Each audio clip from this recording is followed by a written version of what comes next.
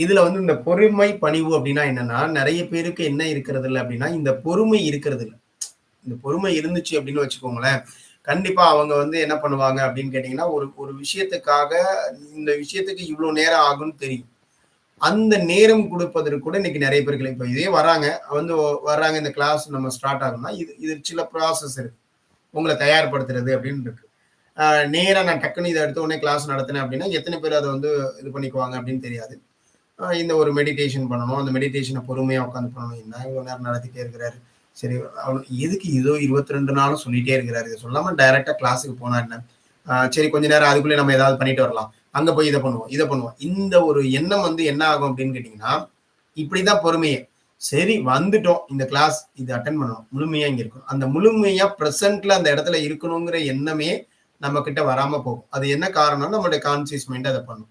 அப்ப இந்த பொறுமை அப்படிங்கிறது எல்லா இடத்துலயும் தேவைப்படுது. நம்ம இன்னைக்கு பொறுமையா இருக்கிறோமா அப்படின்னா, இன்னைக்கு யாருக்குமே பொறுமையே இல்ல. அந்த பொறுமைய எப்படி கேட்கறாங்கன்னா, ஷார்ட்டா கேட்கறாங்க.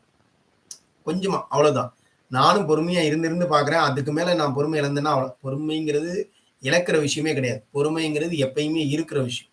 உங்ககிட்ட அது எப்பயுமே இருக்கக்கூடிய விஷயமா இருக்கணும். அது வந்து என்ன அப்படின்னு கேட்டீங்கன்னா, இந்த மற்ற விஷயங்கள் கர்வம், அது அகங்காரம்லாம் என்ன அப்படின்னு கேட்டீங்கன்னா, அது வந்து ரொம்ப சுயநலமான வழிக்குள்ள போகும். ஆனா அந்த பொறுமையும், பணிவும் என்ன அப்படின்னா, தன்னலமின்மையை குறிக்கக்கூடியதா இருக்கும். உங்களுக்கு அந்த அதாவது உங்கள பத்தியே யோசிக்க மாட்டீங்க நீங்க.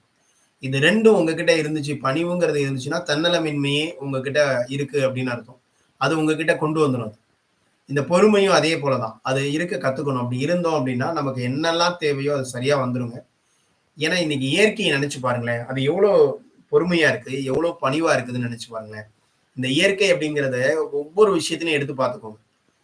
இன்னைக்கு மரங்களா இருக்கட்டும், அந்த மரங்கள் வந்து அதிலயும் ஆன்மாக்கள் இருக்குது. அதுவும் வாழ்ந்துட்டு தான் இருக்குது. ஆனா அந்த மரம் பாருங்க, எவ்வளோ நன்மைகள தருது. இன்னைக்கு ஒரு மாமரம்னு எடுத்துட்டா, அது எவ்வளோ பழம் என்னவால எல்லாம் பயன்படுது. ஒரு வாழைய எடுத்துட்டீங்கன்னா, எல்லாமே பயன்படுது. நம்ம நம்ம என்ன பண்றோம்? நம்ம என்ன சொல்றோம்? நான் இதெல்லாம் எங்கேருந்து வந்துச்சு? நான் தான் வளர்த்தேன். நீங்க வளர்த்தீங்கன்னா, நீங்க அந்த விதைய உருவாக்குனீங்களா? அல்ல அது உருவாகி அந்த வளர்ந்துட்டு இருக்கிறப்ப, அதுக்கான இலையெல்லாம் இந்த இடத்துல இவ்வளோ இலை இருக்கும்னு நீங்க செஞ்சீங்களா? இல்ல. அதுவா வளருது. இயற்கை அந்த வளர்ச்சிய அது குடுக்குது. அது வளருது. அவ்வளவுதான். இரையாற்றல் மூலியமா இன்னைக்கு அந்த ஒரு செடி, மரம் எல்லாம் வந்திருக்கு. அந்த பழங்கனிகள் இங்க யாருக்கு? நமக்கு மட்டும் தானா? நம்ம வீட்ல மாமரம் வச்சிருக்கோம் அப்படின்னா, நம்ம இடத்துல வச்சிருக்கோம் அப்படின்னா, அ அது வச்சது வேணா கொண்டாந்து நம்மளா இருக்கலாம். அதுக்கு நீங்க ஒரு சில நாட்கள் தண்ணி குடுத்துருக்கலாம். தண்ணி எங்கேருந்து குடுத்தீங்க? நீங்க தண்ணி உருவாக்குனீங்களா? தண்ணியும் பூமியில இருந்து தான் எடுக்குறீங்க. எல்லாமே எங்கேருந்து தான் எடுக்குறோம்? இயற்கையில இருந்து தான் எடுக்குறோம். எதையுமே நம்ம உருவாக்கல.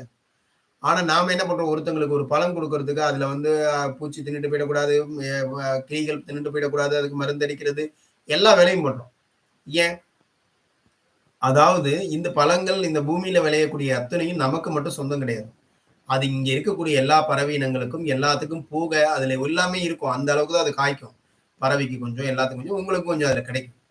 அப்ப அந்த ஒரு புரிதல் நமக்கு வரும். அத செஞ்சுட்டு அந்த மரம் ஏதாவது என்னைக்காவது அது கர்வத்தோட இருந்திருக்கா? நான் உங்களுக்கு இவ்வளவு செஞ்சிருக்கேன். நான் இந்த இதுவுமே பண்ணியிருக்கேன் அப்படின்னு என்னைக்காவது மரம் வந்து உங்ககிட்ட அது மாரி நடந்திருக்குதா? அது மாரிலாம் இல்லையே. இயற்கை எப்படி இருக்குது? எல்லா இடத்துலயும் பணிவாவும், பொறுமையாவும் இருந்திருக்கு. அதே மாதிரி நெறைய பேர் என்ன பண்றாங்கன்னா, இந்த பணிவோட இருக்கிறேன் அப்படின்னு சொல்லி பாசாங்கு பண்றது.